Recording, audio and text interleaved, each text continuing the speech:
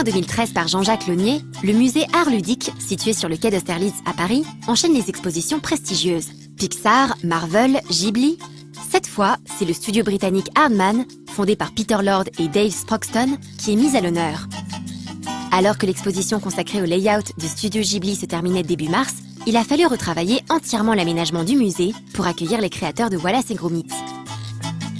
C'est très compliqué, c'est en 15 jours, donc c'est nuit et jour parce que il faut démonter 1300 dessins originaux dont la plupart sont de Miyazaki, avec les équipes qui viennent du Japon pour nous aider, mais aussi superviser et faire évidemment super gaffe. On fait après un rapport dessin par dessin pour voir si tout va bien, donc ça prend beaucoup de temps. Puis bien sûr, pendant ce temps-là, les équipes anglaises arrivent, ils se croisent, arrivent avec leur décor, leur caisse, des monuments comme ce galion qui est derrière moi, et des 400 dessins aussi qu'on encadre.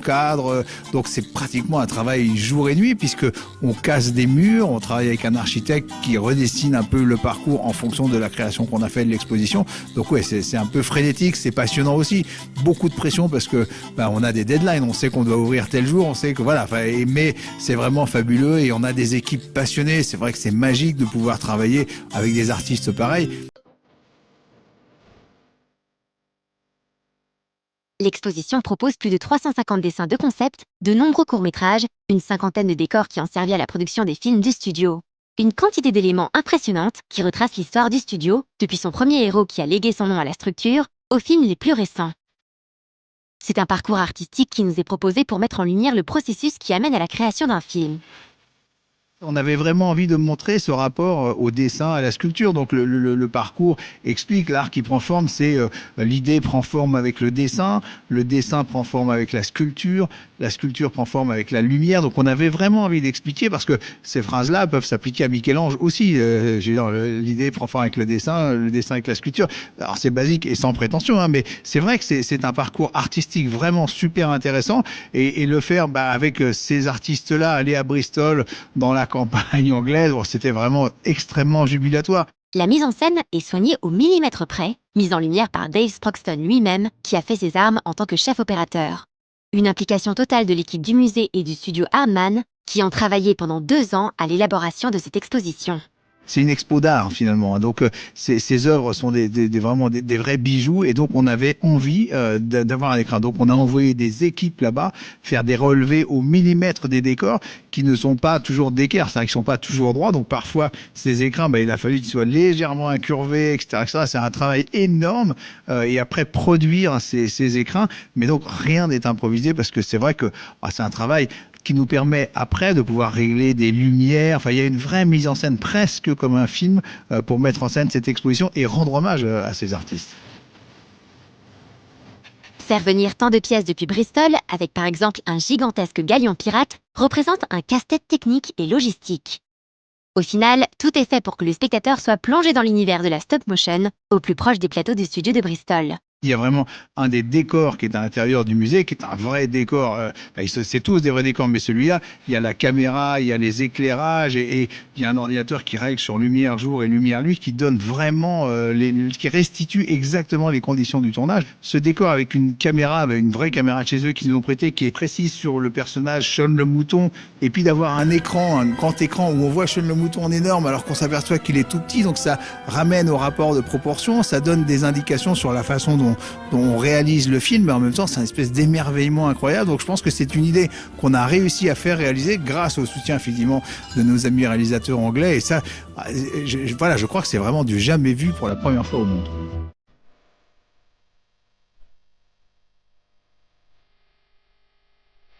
Les visiteurs réalisent la démesure artistique du studio au travers de cette exposition qui fourmille de détails. On y retrouve des personnages dotés d'un capital sympathie incroyable, débordant d'une chaleur humaine caractéristique du studio. Une chaleur humaine immédiatement transmise par Peter Lord, fondateur du studio, il y a plus de 40 ans de cela. There were 2 of us at the start, 2 boys. We were at school together, at high school. We met when we were 12, and we still work together now. We started animating as a hobby when we were teenagers, and then it was a hobby, it was for fun.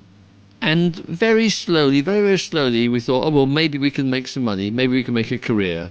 And we started with nothing. And now, as this exhibition shows. Now we're a big studio with like 150, 200 people. We started out doing model animation. I could say model animation, I could say stop motion. We work with plasticine or pâte à modeler, as you say, and that's what people would recognize, I think, that our classic work, characters made of clay, modeling clay. Our stories are mostly funny because we like to entertain, and the most famous characters that people know are Wallace and Gromit, I think, the man and his dog, who are very famous. Now Shaun the Sheep, a very celebrated sheep, and in the past also films like Chicken Run, The Pirates, The Curse of the Railroad. Le studio, ses deux fondateurs, rejoints très vite par leur troisième compère Nick Park, a toujours été identifié par sa préférence naturelle pour l'animation en volume. Ce qui implique un grand travail d'artisanat et une manipulation physique des objets incessante.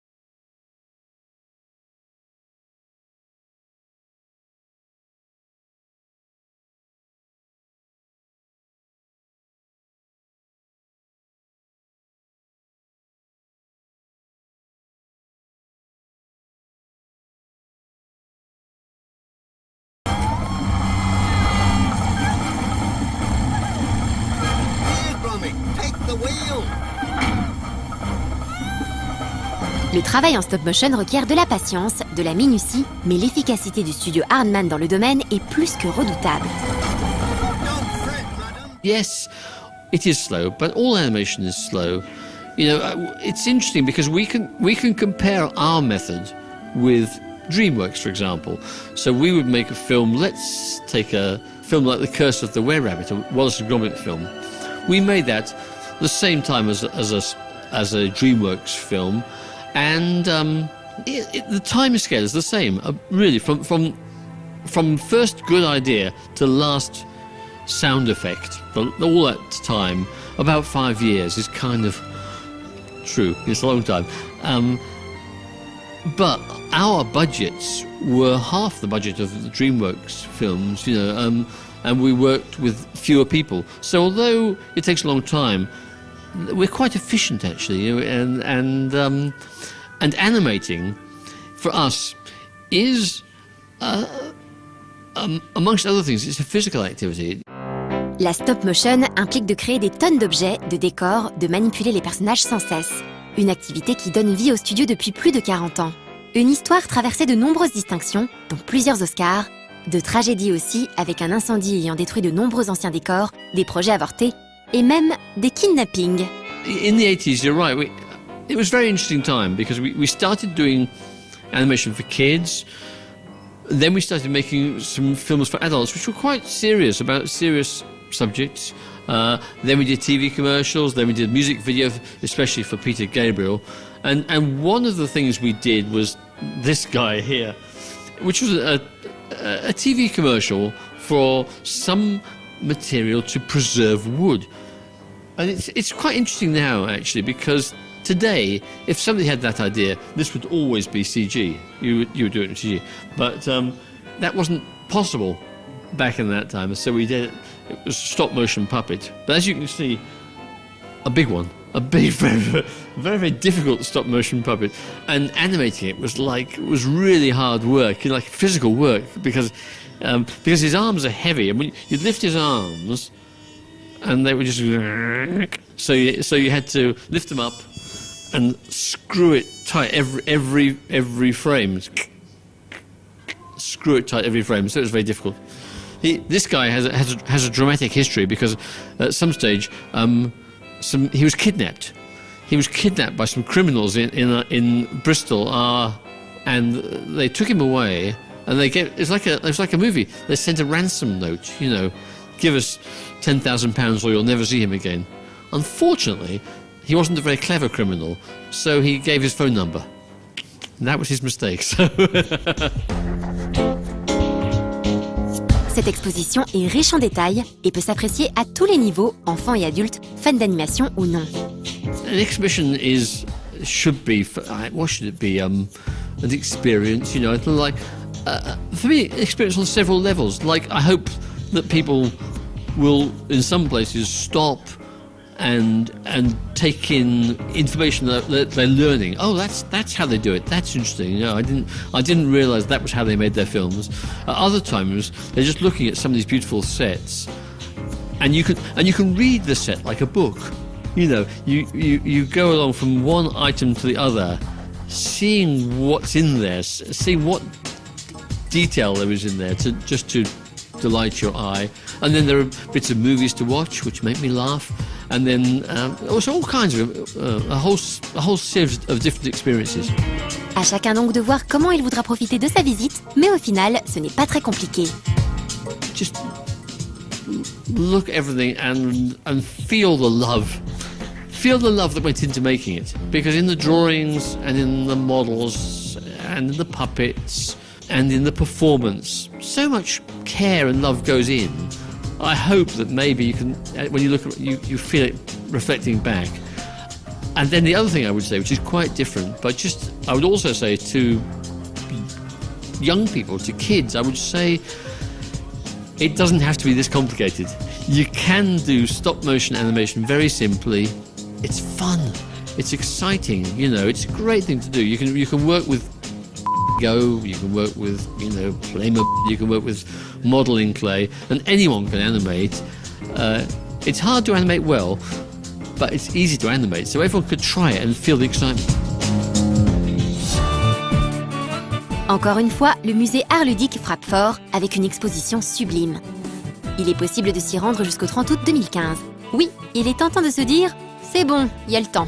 Mais ce serait dommage de louper le coche avant que l'exposition ne parte tourner dans le monde entier durant les 5, voire 10 prochaines années. Autre actualité du studio qui complète à merveille cette exposition, le film de Shaun le Mouton est sorti dans les salles françaises le 1er avril. On a hâte de voir quels seront les prochains projets de ce premier musée, consacré aux arts les plus ludiques qui soient.